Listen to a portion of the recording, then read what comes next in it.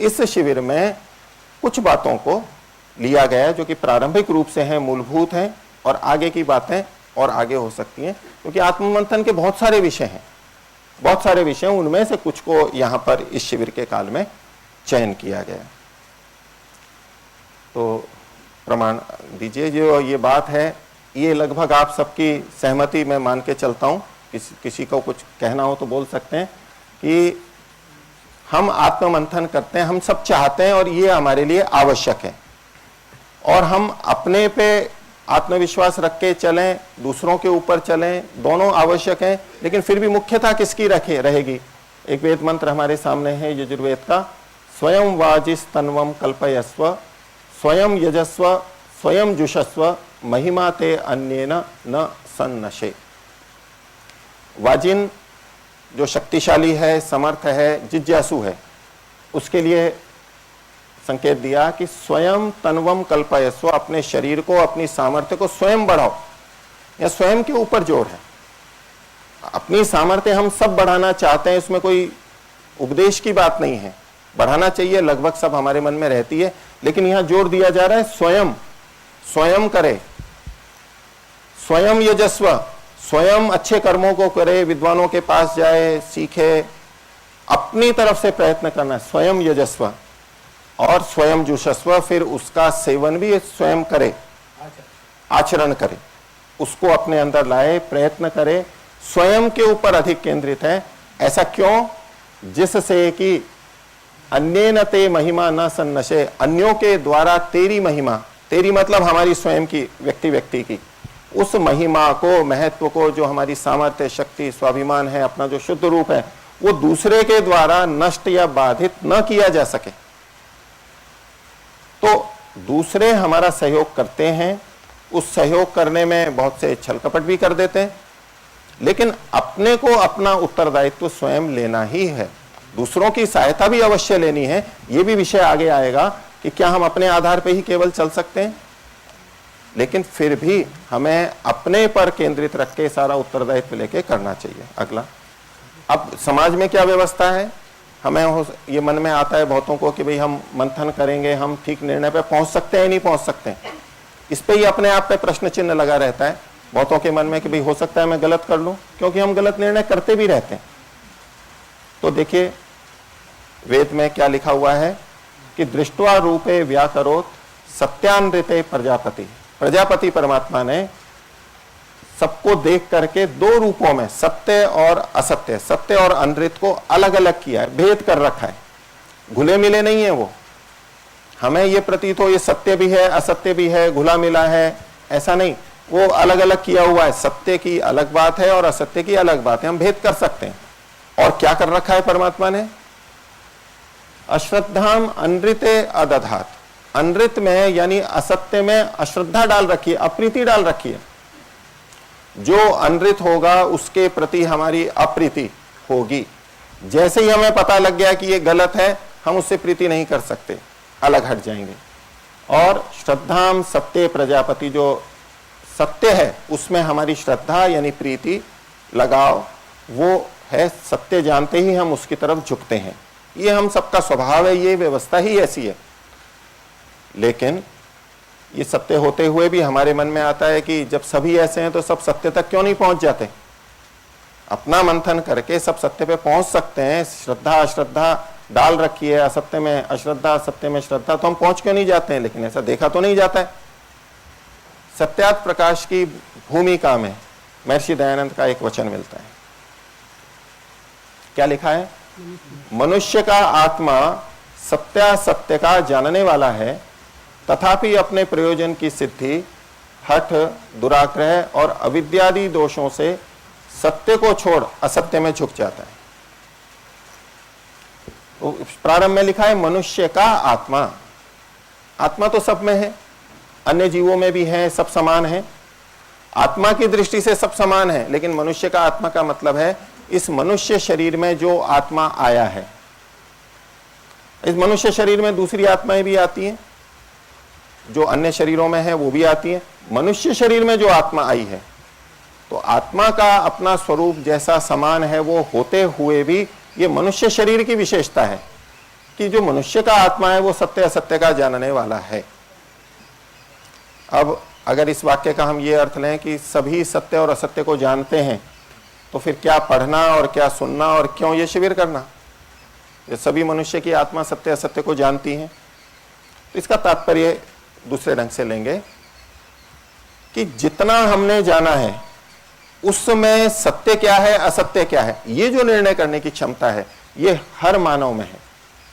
हाँ, यदि किसी के ज्ञान में ही न्यूनता है, सूचना में ही न्यूनता है, तो उसका सत्य और असत्य गड़बड़ कर जाएगा। जितना हमने जाना है उसके अनुसार हम सत्य और असत्य का विवेक कर सकते हैं, ये हर मनुष्य में सामर्थ्य है। ज्ञान गलत हो गया तो सत्य असत्य भी गलत हो सकता है, लेकिन ज्ञान ठीक है। तो मनुष्य का आत्मा सत्य असत्य का जानने वाला है। जानने वाला है का मतलब है जान सकता है, अभी जान चुका है ऐसा नहीं कह सकते, उसकी सामर्थ्य है। लेकिन क्योंकि हम देखते हैं सब सत्य असत्य को नहीं जानते, हम स्वयं अपने को देख सकते हैं, लेकिन जान सकता है, ये तात्पर्य सत्य असत्य का जानने वाला है। तो फिर गड़बड़ कहां हो जाती है? तो उन्होंने कहा कि तथापि अपने प्रयोजन की सिद्धि, ये एक कारण बताया। हर व्यक्ति कुछ अपना अपना स्वार्थ किसी तरह का, शारीरिक स्तर का मुख्य बना लिया, इंद्रियों का मुख्य बना लिया, जो भी है अपना कोई व्यक्तिगत स्वार्थ है, तो वो सत्य असत्य को समझ करके भी असत्य की तरफ झुक सकता है, उल्टा सीधा हो सकता है। किसी भी तरह से विश्व के समाज, राष्ट्र, अपने मत, संप्रदाय, जो भी कुछ मान्यता हो, उसके अनुसार यदि वो अपने प्रयोजन की सिद्धि उस ढंग से देख रहा है तो वो सत्य को छोड़ के असत्य में झुक सकता है। ये एक कारण। दूसरा कहा हठ और तीसरा कहा दुराग्रह। सामान्यतः हठ और दुराग्रह हम एक ही समझते हैं, एक जैसे प्रयोग भी किए जाते हैं, लेकिन इसको थोड़ा अंतर कर सकते हैं हम कि हठ वो है जो बिना जाने, हमने कुछ जान नहीं रखा है लेकिन फिर भी आग्रह कर लिया कि नहीं ये ऐसा ही है, या ऐसा ही करूंगा, या ऐसा ही मानूंगा। जानता नहीं है लेकिन मैं यहीं रहूंगा, बस ऐसा ही करना है मेरे को। तो पूछो क्यों, तो कुछ बता नहीं सकते। अज्ञानता पूर्वक जब हम एक जगह टिक जाते हैं तो वो हो गया हठ। और दुराग्रह क्या हुआ? आग्रह होता है कि मैं ऐसा ही करूंगा, वो ज्ञानपूर्वक भी हो सकता है, लेकिन जानते हुए भी जब हम किसी बात पे एक तरफ झुकते हैं उसको कहेंगे दुराग्रह। हठ वाला अभी जान भी नहीं रहा है लेकिन अटका हुआ है, कहीं आग्रह है, तो इनको पर्यायवाची रूप में भी ले सकते हैं, लेकिन दो शब्द लिखे हैं तो इस रूप में कुछ भेद की संभावना। इसमें दुराग्रह में ऐसा कर सकते हैं आचार्य जी कि वो हठ वाला तो जिसमें जड़ता का आधिक्य है जी, और दुराग्रह में ऐसा है कि वो जानता तो है जी, लेकिन उसमें माने पूरी स्पष्टता नहीं है, अल्प ज्ञान है, वो तो अज्ञान। उतनी ज्ञान की न्यूनता तो होगी। हाँ जी, मतलब वो पूरी जड़ता का मतलब वो बहुत ज्यादा जड़ता है। इसमें ऐसा है कि जानता तो है लेकिन भ्रांतियां बहुत हैं उसमें, कई तरह की। जी, स्वामी जी का संकेत यह है कि जिसने जान लिया है वो तो ठीक हो ही जाएगा, इसलिए ज्ञान पूर्वक तो दुराग्रह नहीं हो। अति शुद्ध जो परिपूर्ण ज्ञान है उसके बाद तो फिर कुछ रहना ही नहीं, वो ठीक ही हो जाएगा। तो यहाँ जानना मतलब कुछ सूचनाएं हैं, पता भी है, कुछ ये भी निर्णय कर लिया है कि ये सत्य है असत्य ज्ञान कहेंगे, अल्प ज्ञान है उसका। हम जीवन में जानते ही हैं, देखते हैं, अनुभव करते हैं, पता है कि ये बात सत्य है लेकिन फिर भी हम उसका विरोध कर देते हैं। हमें पता है कि ये असत्य है फिर भी उसका समर्थन कर देते हैं। हमारे जीवन में देखा जाता है, क्योंकि जो मुख्य ज्ञान है ऊपर शुद्ध वाला वो अभी तक नहीं हुआ है, वहां कुछ कमी है। लेकिन एक सामान्य स्तर पर सत्य असत्य को जानते हुए भी हम झुक जाते हैं, उसमें ये दुराग्रह एक हमारा कारण है। और आगे कहा अविद्यादि दोषों से युक्त होकर के, अज्ञान हो गया, हठ आदि भी नहीं है, दुराग्रह भी नहीं है, लेकिन उल्टा ज्ञान हुआ है, मिथ्या ज्ञान है, अड़ा हुआ नहीं है लेकिन मिथ्या ज्ञान है, अविद्या है। और अविद्या आदि शब्द लिखा है तो जैसा हमारे प्रसंग में रहता है तो अविद्या, अस्मिता, राग, द्वेष, अभिनिवेश ये ले सकते हैं, अथवा आदि से इस जैसी कोई और चीज हो जो हमें प्रतीत होता हो कि वो भी एक कारण है तो उसको भी जोड़ा जा सकता है। उनसे सत्य को छोड़ के असत्य में हम झुक जाते हैं। तो इस आत्ममंथन शिविर में हमें क्या सावधानी रखनी चाहिए? आप लोगों की स्वीकृति, ये जो वाक्य लिखा है इससे स्वीकृति है या नहीं है? तो हमें आत्ममंथन करते हुए जब सत्य असत्य को हमें जानना है तो हमें क्या करना है? जो हमारे प्रयोजन है, स्वार्थ है, उसको एक तरफ रखते हुए, हठ और दुराग्रह है उसको एक तरफ रखते हुए, और अविद्या को भी उस तरफ रखते हुए, और आप सब बोलेंगे आपस में एक दूसरे से, जहां कमी है वो हमारी दूसरे से भी पूर्ति हो सकती है, उसको भी विचार पूर्वक हम चलते चलेंगे। महाभारत का एक श्लोक है कि हम क्या करें ना करें, अपने को जान करके स्व बोध के द्वारा हम स्वधर्म बोध पे जाने वाले हैं। हमारा कर्तव्य क्या है, क्या करना चाहिए, नहीं करना चाहिए। तो इसमें एक बात लिखी है कि हम क्या करें या ना करें, तो कहा किन्नु में स्याद इदम कृत्वा, इसको करके मेरे को क्या हो जाएगा, मैं ये करूंगा तो इससे मेरे को क्या लाभ हो जाएगा, क्या परिवर्तन आएगा मेरे में, कुछ मिल जाएगा, छूटेगा, होगा क्या, इसके करने से होगा क्या, ये हमें विचार करना है। किन्नु में स्याद इदम कृत्वा, ये करके क्या होगा। आगे कहा किन्नु में स्याद अकुर्वता, और यदि मैं इसको नहीं करूंगा तो क्या होगा। दोनों पक्षों को लेना है, ऐसा करूंगा तो क्या होगा और नहीं करूंगा तो क्या होगा, सब चीजों के अंदर घटा सकते हैं। इति कर्माणि संचित्य, इस प्रकार से कर्मों का चिंतन करके, कर्म करने हैं ना करने हैं इसका निर्णय तब आएगा जब हम ये सोच पाए कि इसको करने से क्या होगा और इसको न करने से क्या होगा। इसको विचार करके और फिर कुर्याद वा पुरुषो न वा, मनुष्य करे या ना करे तब ये अपना निर्णय ले। और इसको, इससे भी हम सब सहमत होंगे कि हाँ, ऐसा जब होता है तो हमारे निर्णय ठीक होते हैं, हमारे कर्म ठीक होते हैं। लेकिन हम स्वयं इसमें ढीलापन करते रहते हैं। तो इस शिविर में भी आप लोगों को इस बात को ध्यान रखना है। आप कुछ भी बोलेंगे, आपको क्यों का भी पूछा जाएगा, भी क्यों करना चाहिए, क्यों नहीं करना चाहिए, इसका चिंतन भी हमारे आत्म मंथन के अंतर्गत है। और हम मनुष्य हैं, मनुष्य का तात्पर्य क्या है, तो निरुक्त के अंदर इसके बारे में वर्णन हुआ। उसका एक भाग यहाँ आपके सामने है कि मनुष्याः कस्मात्, बहुवचन में है यहाँ पर, बहुत सारे जो अलग अलग हैं, प्रत्येक मनुष्य के लिए लगेगा ये व्यक्तिशः, कि क्यों कहलाते हैं, तो मत्वा कर्माणि सिव्यन्ति, जान करके समझ करके कर्म करते हैं, ये हमारे मनुष्यत्व की पहचान है। तो इस शिविर के अंदर जो आत्ममंथन होगा, इससे हम अपने को समझेंगे, अपने को समझने से हम अपने कर्मों का निश्चय ठीक तरह से कर पाएंगे। ये सारी प्रक्रिया चलेगी। तो विषय बहुत सारे हो सकते हैं मंथन के, आपके भी सुझाव हो सकते हैं, लेकिन अभी इस शिविर के अंदर जो हमने मुख्य विषय केंद्रित किए हैं, जिसको आधारभूत समझा गया, उसके अंदर पहला है कि इच्छाओं, कामनाओं या लक्ष्यों का निर्धारण करना कि मेरी क्या इच्छा है और उसका विश्लेषण।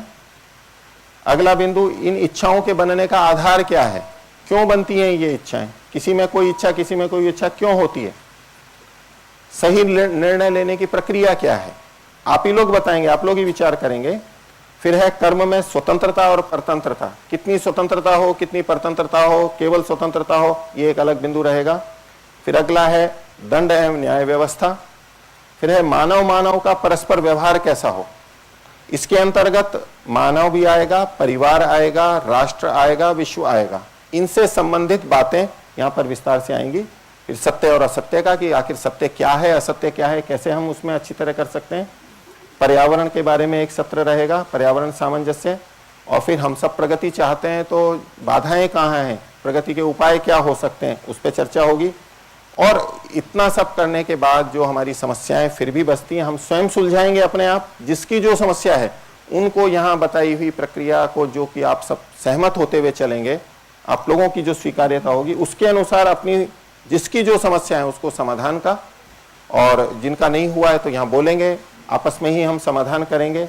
जो चीजें हैं आधारभूत बातें उसके आधार पर करेंगे। ये हमारे इस शिविर का मुख्य विषय। इसमें एक चीज छूट गया सर जी, मानव और मानव का परस्पर व्यवहार जी, और मानव का मनुष्येतर अस्तित्व के साथ व्यवहार, तो वो नीचे पर्यावरण आ गया, ये पर्यावरण के अंदर। और जी, तो पर्यावरण में लेकिन वो चीज झलकती नहीं है। पर्यावरण एक सीमित अर्थ को देता शब्द है, लेकिन यहाँ हमने उसको सबको इसी में सीमित किया है जी। जो अन्य प्राणी है, पर्यावरण मतलब जो भी हमारे चारों ओर है, लेकिन ऐसा अर्थ पर्यावरण का लिया नहीं जाता।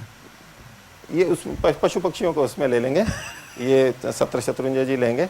हाँ। तो इसमें पर्यावरण के लिए ना मनुष्यतर जड़ चेतन जो भी अस्तित्व है, तो पर्यावरण शब्द एक सीमित अर्थ को देता है ऐसी सामान्य भाषा में। इसकी जो प्रक्रिया होगी हमारी, वैसे आप लोगों को सबको पत्रक दिए गए हैं, लेकिन फिर भी कोई भी सत्र होगा उसमें प्रारंभ में 2 मिनट का जागरूकता निर्माण रहेगा, जैसा कि अभी हमने किया। अंत में भी रहेगा, बीच में भी कुछ चिंतन होगा, मौन करेंगे। इसका प्रयोजन क्या है विज्ञान से भी सिद्ध है और हमारा प्राचीन परंपरा तो है ही कि जब हम अपने को शांत और प्रसन्न रखते हैं और तब जो हम निर्णय लेते हैं वो हमारे अच्छे निर्णय जाते हैं, सटीक जाते हैं। हम जीवन के एक महत्वपूर्ण बिंदु पर अपने मंथन के लिए बैठे हैं तो अपने को एक जागरूक और उस स्थिति में पहुंचाना कि हमारे निर्णय ठीक जाएं। और इससे हर बार ये होगा, हर सत्र के पहले होगा, तो इससे हमारे में एक आदत भी विकसित होगी। जिनको आदत नहीं है कि वो कभी भी जब भी निर्णय लगेंगे तो स्वयं उस स्थिति में पहुंच जाएंगे और अपने निर्णय शीघ्र और अच्छे कर सकेंगे। तो इसके लिए ये प्रक्रिया चलेगी आगे। अगले जो सत्र चलेंगे तो पिछले सत्र की थोड़ी सी आवृत्ति 5 मिनट के अंदर कर ली जाएगी। फिर उस सत्र का, परिचर्चा सत्र का जो मंथन का विषय होगा वो आपके सामने प्रश्न आएंगे, कहीं 2, 3, 4, 5, 6 छोटे छोटे बड़े बड़े प्रश्न अलग अलग आएंगे। उन एक एक पर हम चर्चा करते हुए चलेंगे और आप सभी से निवेदन है कि जो प्रश्न आए उसी पे केंद्रित रह करके करें। आगे आगे हम धीरे धीरे चलते चले जाएंगे। और फिर इस परिचर्चा सत्र के ही बीच में आपको कुछ और प्रश्न दिए जाएंगे जिसमें आपको 5 मिनट बैठ करके मौन रह करके अपना अपना चिंतन करना है। और उसके बाद 3 मिनट का समय रहेगा जिसमें आपको अपने निष्कर्ष को अपने लिए लिखना है। जो आपने 5 मिनट में सोचा विचारा उसको लिखना है अपना। और फिर हम जो आप लोगों के निष्कर्ष आए उनमें से कुछ को सुनेंगे, सबकी सहमति है या नहीं है, हम निष्कर्ष की ओर जाएंगे। एक मंथन किया हमने तो उसमें कुछ ना कुछ निकलना चाहिए, निष्कर्ष की तरफ हम जा सकें, निश्चय की तरफ जा सकें, तो इसको करेंगे। उसमें कोई और विचार आते हैं उसका थोड़ा बहुत और विश्लेषण है तो वो करेंगे। और अंत में फिर मौन रह करके आत्मचिंतन करेंगे, सबको धन्यवाद देते हुए, और फिर मैंने इस शिविर में ठीक भाग लिया या नहीं लिया इसको सोचते हुए, अपना मंथन करते हुए, विचार करते हुए इस सत्र को हम समाप्त करेंगे। तो दिन में ये 4 सत्र तो होंगे परिचर्चा के सत्र, और रात्रि में एक सत्र जो 7:30 से 9 बजे तक होगा उसका नाम रखा है अभ्यास सत्र। चूंकि ये शिविर ऐसा है आत्ममंथन का, सबको बोलने का अवसर होना चाहिए अधिक से अधिक। अभी हमारी संख्या वैसे भी अधिक है, हम नहीं इसमें इतना कर पाएंगे यहाँ कक्षा में, लेकिन अभ्यास सत्र में आपको जागरूकता निर्माण जो का तो होगा। और दिन भर की कोई बात समझ में नहीं आई हो तो वो वहाँ हमने 5 विभाग किए हैं, एक में 60, 70, 80 के लगभग आपके 5 विभाग हुए हैं, सब जगह अलग अलग व्यक्ति रहेंगे। तो दिन में जो बात आपको समझ में नहीं आई उसको बीच में लिख लीजिए और वहां आप सीधे पूछ सकते हैं। यहाँ बहुत ज्यादा पूछने का नहीं हो पाएगा, हम आपके विचार तो जानते रहेंगे, कुछ हो सकता है, लेकिन फिर भी अगर आपका बचाए तो लगभग 15 मिनट आपको मिलेंगे, अपनी अपनी जगह पे आप वो प्रश्नोत्तर कर सकेंगे। और फिर वहां जो व्यक्ति रहेंगे वो आपसे पूछेंगे कि आपको आज दिन में क्या समझ में आया। उनमें से आप में से कुछ 5-7 व्यक्तियों को मेरे को ये समझ में आया, मेरे को ये समझ में आया, अपने अपनी बात को आपको कहना है। वो बदल बदल के अलग अलग व्यक्ति बोलेंगे। और फिर वहां भी एक विषय आपको प्रतिदिन दिया जाएगा, 6 दिन ये चलेगा। तो एक विषय दिया जाएगा जिस पे आपको चिंतन करना है, उसमें आपको 20 मिनट मिलेंगे। दिन भर का जो आपने 4 सत्रों का किया उससे संबंधित कोई विषय रहेगा जिसमें आपको विचार भी करना है और लिखना है। कुछ आपके जीवन की घटनाएं हैं उनको विचार करेंगे, दिन भर भी आपका विचार चलता रहेगा, वहां भी करके फिर आपको उसको लिखना है। इसके लिए उसमें कोई समस्या होगी, उससे संबंधित कोई चर्चा होगी, उसके बाद फिर अवसर रहेगा। तो ये जो नीचे है सूची के कुछ विषयों की प्रस्तुति एवं विश्लेषण, आपसे जो उसको प्रस्तुत करना चाहेंगे अपने को वो बोलेंगे, उसमें पूछा जाएगा कि क्यों ऐसा आपने माना, दूसरे भी उस पर अपनी राय रख सकेंगे। तो जब हम अपनी बातों को प्रकट करेंगे, यदि उसमें कहीं कोई त्रुटि रह रही है, दूसरे कुछ प्रश्न करते हैं, तो हमें फिर एक सुधार का अवसर मिलेगा, फिर से एक आत्ममंथन का अवसर मिलेगा। हम मन में ये ना सोचें, संकोच ना करें कि मैंने ये सोचा है, बोलूं तो लोग हंस पड़ेंगे या तो लोगों को मेरी मजाक होगा। उसकी चिंता को छोड़ दीजिए। आपका ठीक है तो पुष्टि हो जाएगी, आपको खूब प्रोत्साहन हो जाएगा। अगर उसमें कोई त्रुटि है तो अन्य लोग बताएंगे या जो निर्देशक हैं वो बताएंगे। परिचर्चा में आपको वो बिंदु जना दिया जाएगा कि यहाँ देखिए, इस पे भी आप विचार कीजिए। तो हो सकता है जो कहीं कोई कमी भी रह गई हो तो वो दूर करने का प्रयास होगा। और अंत में मौन चिंतन करते हुए 5 मिनट मौन रहते हुए उसको हम समाप्त करेंगे। अब थोड़ा सा सत्र हम ये चलाते हैं कि जो और भी शिक्षक आए हुए हैं थोड़ा सा उनको परिचय हो जाए कि आप लोग कौन कौन वर्ग के हैं।